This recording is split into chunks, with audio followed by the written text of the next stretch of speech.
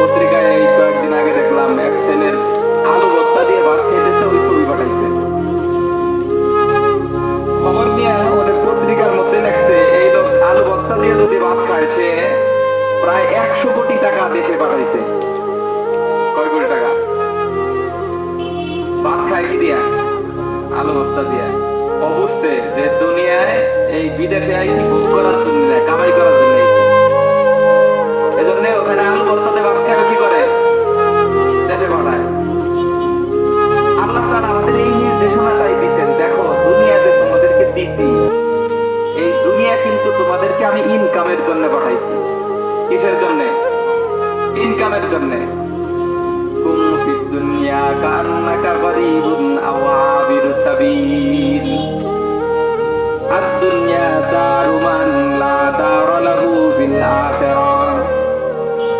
দুনিয়াটারে কিন্তু আসল মনে করে বসে থাকো না। দুনিয়া যদি আঁকড়ায় ধরো জন্মের ধরা, এইটারে নিয়েই যদি ফিকির করো তাহলে কিন্তু আখেরাতে কিচ্ছু পাইবা না। আখেরাতে কি কিছুই পাবা না। আল্লাহ স্মরণ করায় দেয়, দেখো দুনিয়ায় যে তোমাদেরকে আমি পাঠাইছি, কেন পাঠাইছি জানো? আল্লাযী খালাকাল মাউতা ওয়াল হায়াতা লিয়াবলুয়াকুম আইয়ুকুম আহসানু আমালা। দুনিয়ার জিন্দেগিতে তোমাদেরকে আমি পাঠায় দিছি, তোমাদের মৃত্যু তৈরি করেছি, হায়াত দান করেছি। কেন দান করেছি জানো?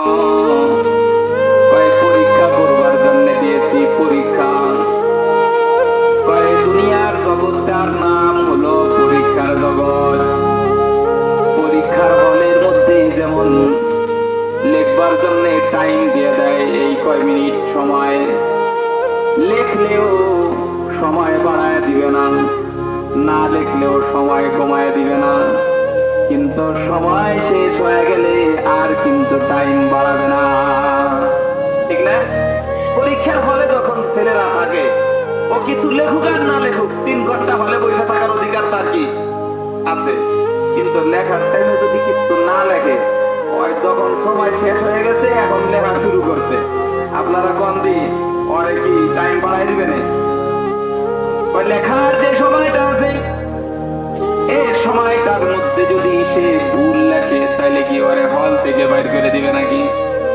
বাইর করবে না।